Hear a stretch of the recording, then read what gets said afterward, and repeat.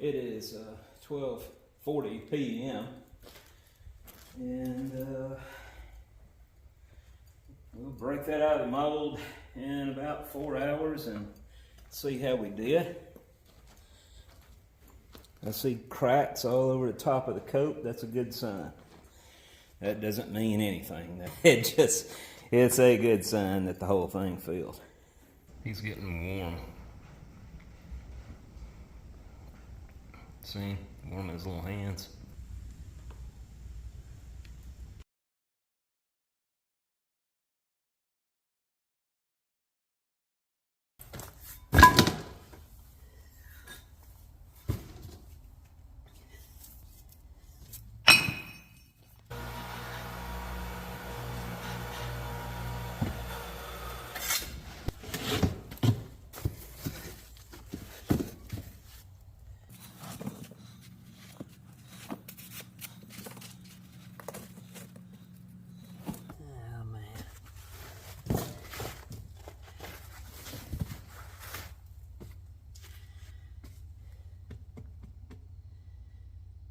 Nope.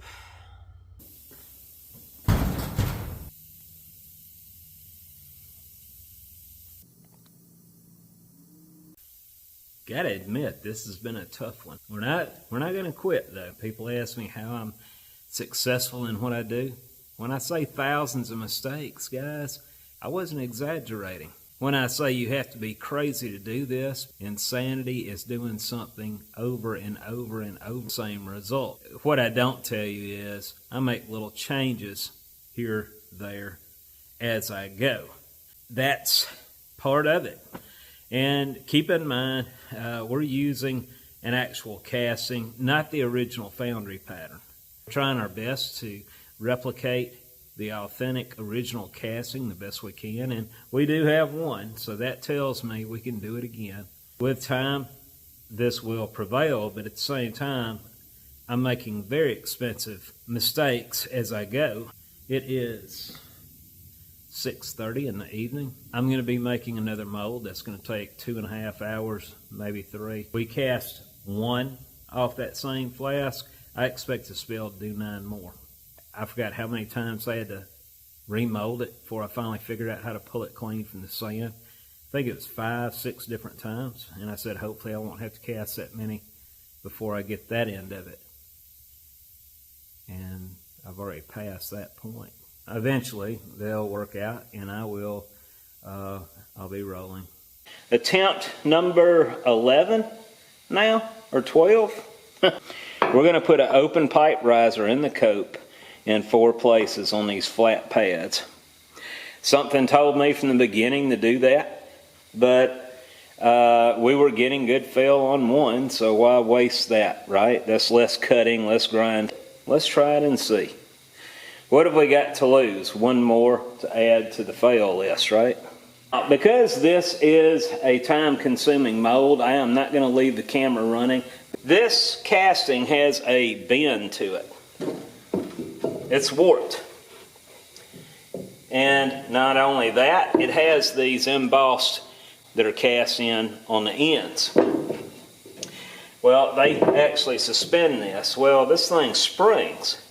We can't have that. It's got to be rigid. To compensate for that, we're going to put wedges under it, under strategic locations here. Keep in mind that this thing is broken and it's JB welded back together, but I did my best to keep it as exact as possible so you'll never figure out where it's broke. We've got a boss under these corners, so I want to make this solid right here on each side. That'll keep the spring out there. I'll put a wedge here. A wedge, oh, that one's too thick. I'll put it down here. A wedge there. Here. Here. And there. Alright. Good, solid, rigid. It's not flexing. That's what I want. Now I'm going to start ramming this up. I'm going to cut the video here as I do that. because there's nothing special that you're going to miss on this part of it. Once I flip it over, I will cut the camera back on. We've got the drag round up. Got to hold the backboard tight as I flip it up on edge and roll it over.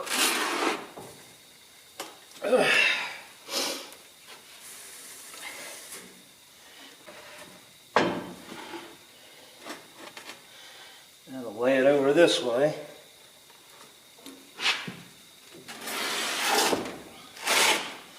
We can take our shims out.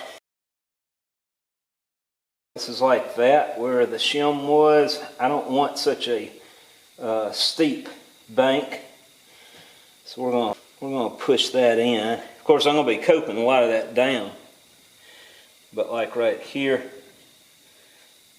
we're gonna roll that sand over. Yeah, I'm running a little on the damp side, so firm all that up. I'm gonna just go around it with my palm.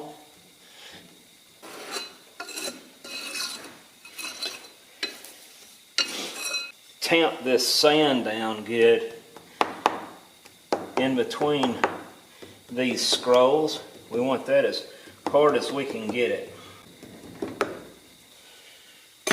Alright, so now I'm going to flip it up on its edge.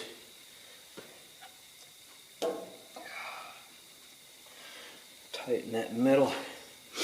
And I'm going to take and coat down to the parting line, and I'll show you. There's going to be a few spots where I got to take sand and push back in where it didn't get hard enough.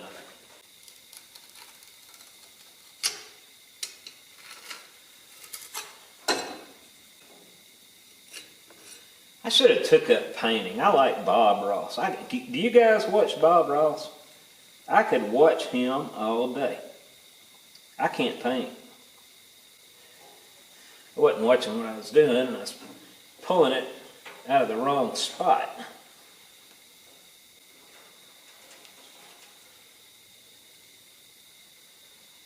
Alright. That'll work. I want to cut down a little here and make that deeper. This side I don't have a problem with. Right in here I do. And I don't have time to fix it. Now we can move on. You can actually drag that sand around if you feel any shallow spots.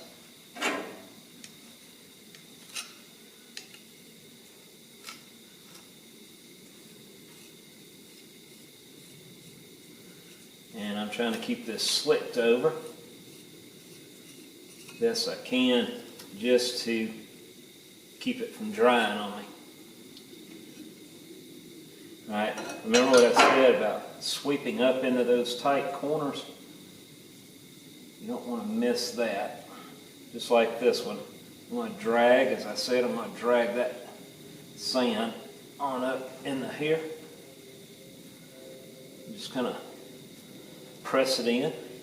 About my burn, if you haven't seen it, that's it, and it's healing pretty good. I'm trying my best not to scratch it or get abrasive sand in it.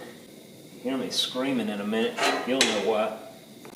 I want to thank y'all for your kind concern. I get these burns. About once a month I get burned. Luckily that was on my arm and not on my hand. As I wait for that to heal back up, I've gotten a lot better over the years on how not to burn my hand. Pull to the corners. Make sure all that's firm, and it is. Don't want any sponginess there. We'll go ahead and get these very acute corners here now before I go any farther, just to make sure I don't forget them. Let me get some fresh clay.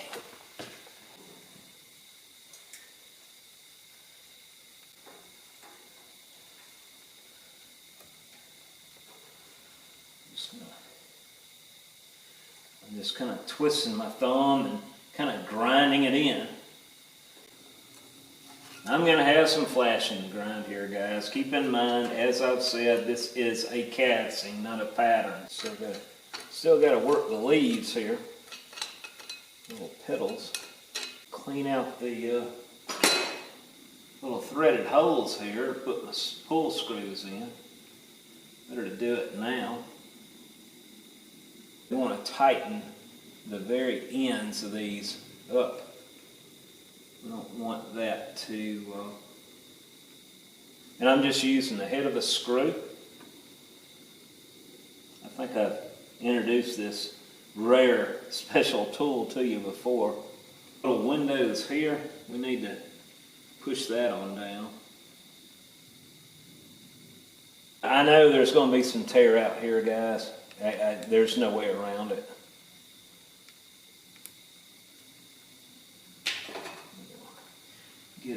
Get that as packed as we can.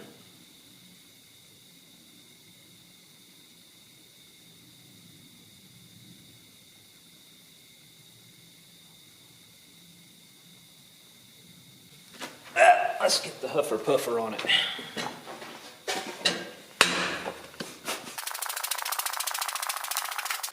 We need to cut this nose down just a little bit. I want to go about 1/8 of an inch deep. I think I got everything. So I'm going to lay it back and I'm going to key it just to help keep this location right with the coat.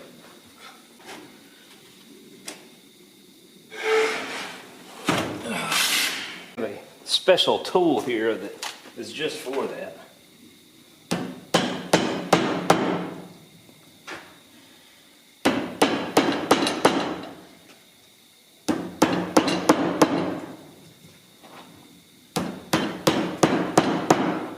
I'm going to put 4 little Abe Lincolns down. 1, 2, 3. Let's see if I got another one. So I'm going to cut the camera off here. All I'm going to do is put parting dust on it. So I went ahead and I stuck my tapered sprue right down the middle there. And it's going to stay there the whole time I round this up, along with the pouring basin mold, which is going to be a 3rd layer. So I'm going to kind of outline where I want this. You know, my dad's birthday was the other day, and my brother bought him a smart TV. My brother lives close to Jackson. He's not out here, so as some of y'all know, my father's half mile down the road. I was showing my dad how to go through and get on YouTube, and my brother, of course, it's his account that's logged in. I bring up YouTube, I show my dad how to pull that up. Well, I decided to go ahead and subscribe to Mr. Pete for Dad, where he could watch some of his stuff. And he said, well, how do I find your channel? So I started scrolling down. You know, my brother's got all these things he's subscribed to, and he's not subscribed to his own brother. Well, guess what? He's subscribed to me now. My brother, he's big into space stuff, and you know, which don't get me wrong. I mean, I find it semi-interesting. It's not going to change the way I live down here. Personally, I'd like to see proof that man actually... So we're going to go ahead and key this top box with this special tool I've got. You know, I can go by these lines that I just scribed, right? The main purpose of even doing this is put a filter trap in here where we have good, clean iron. And I'm going to give it about 1 inch. Hey, Jake, how you doing? You want to say hi to everybody? Jake, what did you steal, boy? Anyway, Jake's just looking for stuff to loot. Since we've already got a tapered sprue going through down below to help compress this as it's dropping and increasing its velocity, we're going to have just a straight cylinder here, which I'll cut with this. I want to get this thing as full as possible. I don't want to be putting 2 tapered drop downs here. I want to fill this up and get it all the way full. Is that correct grammar? I want to have this completely full before it ever hits the tapered drop.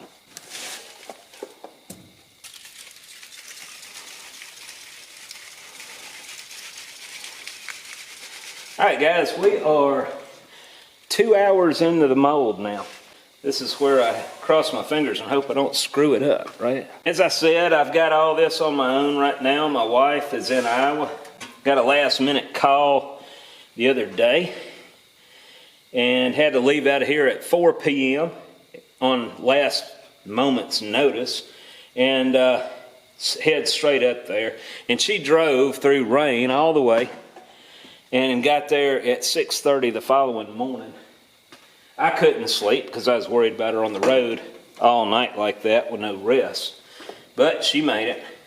As long as this does not have to be increased in size, I think I can get it by myself if we can just pull off several consecutive molds, right? My wife is, there's times that it gets difficult without her. I'll give you an example. If I'm at a Christmas party without my wife, I don't care nothing for ball games, could care less. My wife, she's a big Packers fan. So she's kind of my wingman, well, my wing woman. If I'm around a bunch of guys, which that's automatically what they want to do is just start talking about football. Why can't they ever start talking about Foundry stuff? Talk about that game last night. Clark, what did you think of that game? And I'm kind of like a deer in the headlights. I have no clue what they're talking about. It's very awkward. It's as awkward as that time I tried to tell the calculus jokes. Yeah, I'm not at all into sports. I don't get it. I just don't get it. I don't understand how you can sit there and watch somebody else have fun. I'm not the one out there running around playing with a ball. Somebody else is. My brother didn't subscribe to me for my pouring basin right here. And I'm going to do that before I pull this one out, just in case it were to crumble my sand. I'm going to put it about right there. I offset my filter trap over to the right, so there's no chance of hitting that.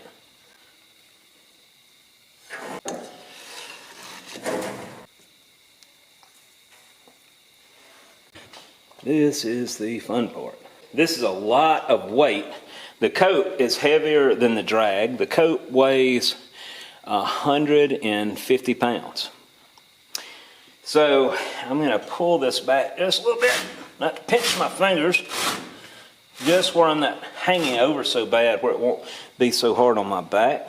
So let's get this over with. So I do have handles on the coat that I can grab right here and here. On the count of 3, I'm going to go straight up. And this is the 3rd time I've done this without my wife, so I haven't got it all together yet on the maneuvers. 1, 2, 3.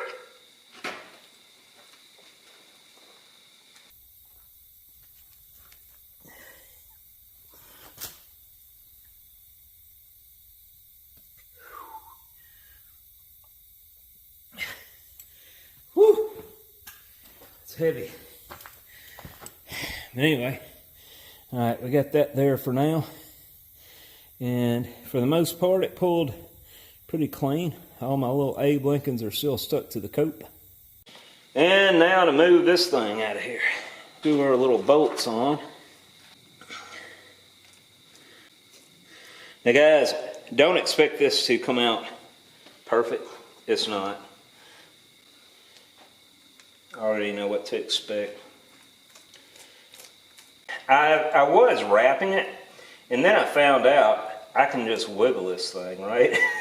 I was taking like up to 45 minutes wrapping this thing carefully, and honestly, it pulls out cleaner if I just do it like this.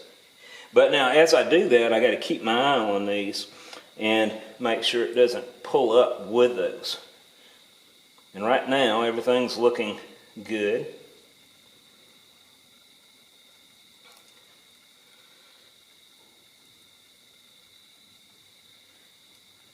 So far, so good. I'm not seeing any movement here yet, though. That's because it's actually broke now, which is fine.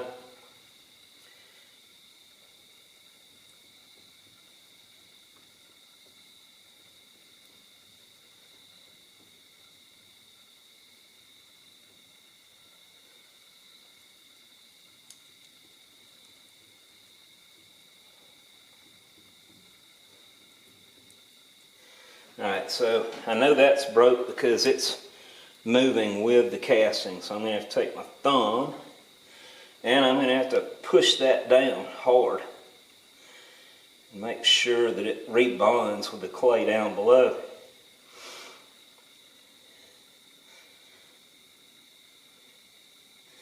Luckily, this is the only spot so far that I can see. Alright, it's staying in place now. So this one is free.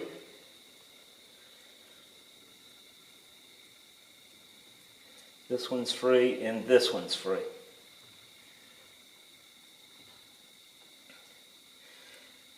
Now, because this is a heavy casting,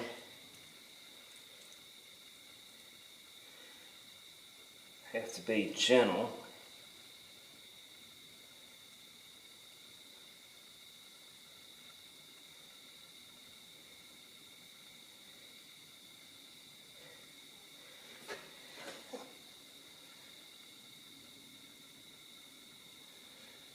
And wiggle and tug, wiggle and tug.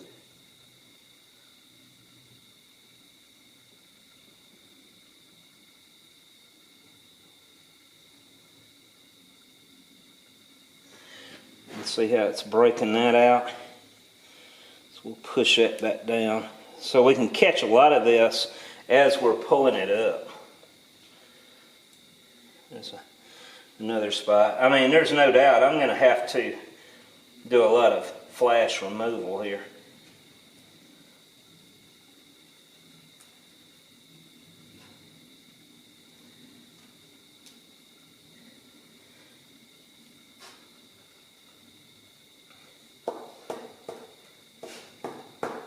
Go on, Jake. This is not... Good grief, of all the things. He was beating his tail up against the coat. And he stole my sprue. I'll get it.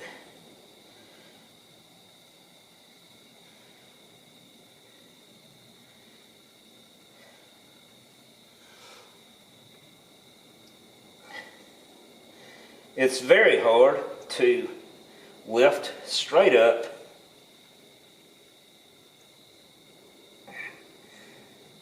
and even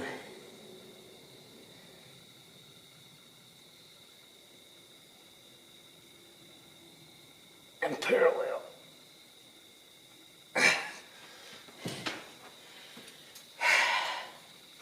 All right, so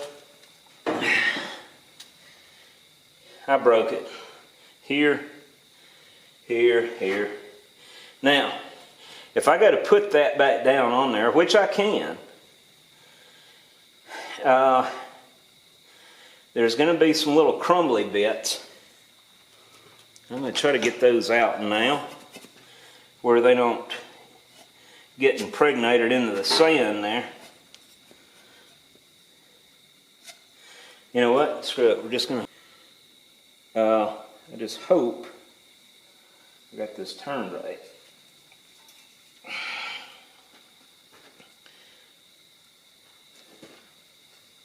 It's going to be set back down in there as straight as...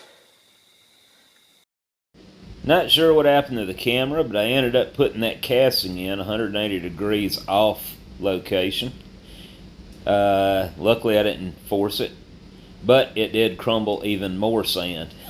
So anyway, I took it out, cleaned the mold out after I turned up on edge, blew it out the best I could before I put that back in and did the repair. I didn't have any curls fall off on me, so that's good. I am almost into my 3rd hour making this. I'm not about to chunk the mold. Normally, if I had made a mistake like that, instead of trying to lay the pattern back in place. Now, this is my sprue. And I'm going to cut a passage to where it's going to feed right into that centerpiece. This region right here is very thin. So it's going to freeze fast with steady movement of the metal. We should be okay. Like I said, I'm going to take care of this by putting 4 open risers in these places. As an added precaution, I am going to cut in right here and have a channel to help feed this center medallion on the end. And, you know, when I get ready to cut that little gate, it's in a flat area, so I'll be able to reach out with my grinder just fine. I'm gonna try my best to blow all that debris I packed down when I set that casting back in there. I'll try to blow it out the best I can, but it's pretty much gonna be there. And I don't care at this point. Well, there's one piece there I really need to work on right there. I'll come back to it in a second. Yeah, that's a pretty good gob. Now I gotta manhandle this thing.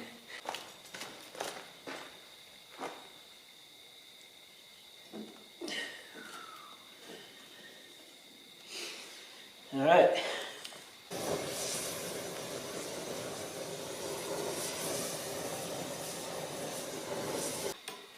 We'll just ease it back like this.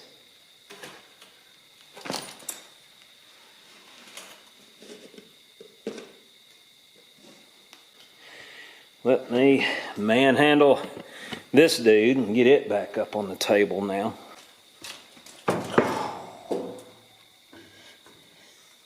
That's good.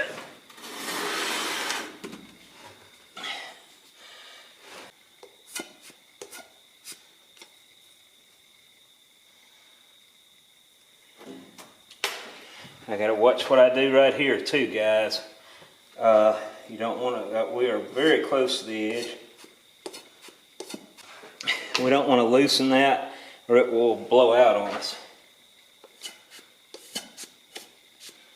I think I showed that on my video the last time. I'm going to be very careful here and try to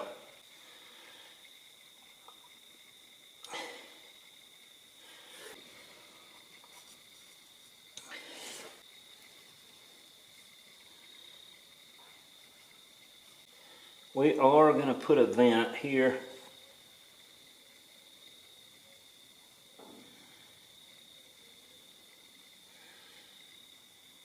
Here.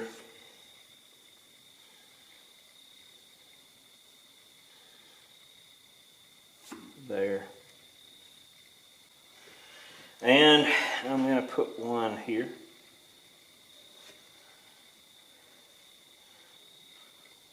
Go ahead and put about 3.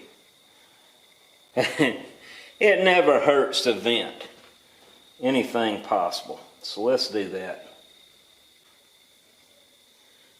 The piercings will definitely help. But with as much trouble as we have had with this thing,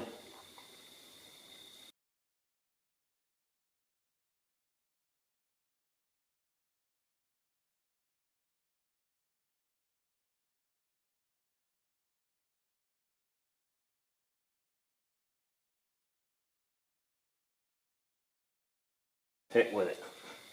That's good enough. Let's get this thing up on the edge and blow it off.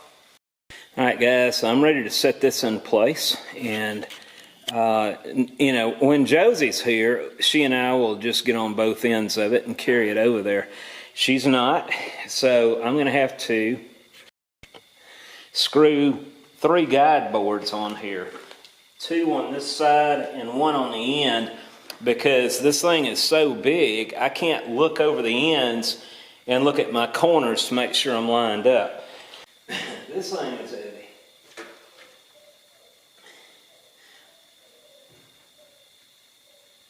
Oh, it didn't fall out there, so we'll see if it falls out here.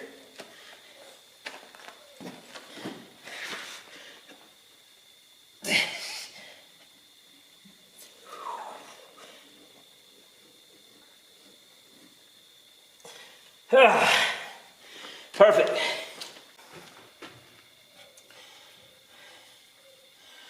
Go on, Jake.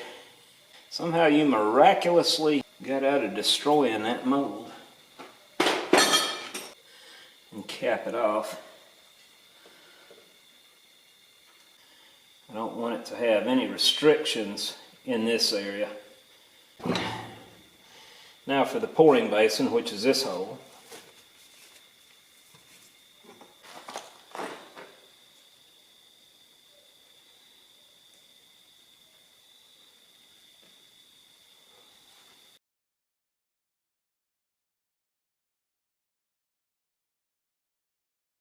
For those who have been asking about the Windy Hill Foundry hats, these are now available on my website, windyhillfoundry.com, under stores, or you can click on the above link. These are on the pricey side, but keep in mind the shipping is included. Have a good day.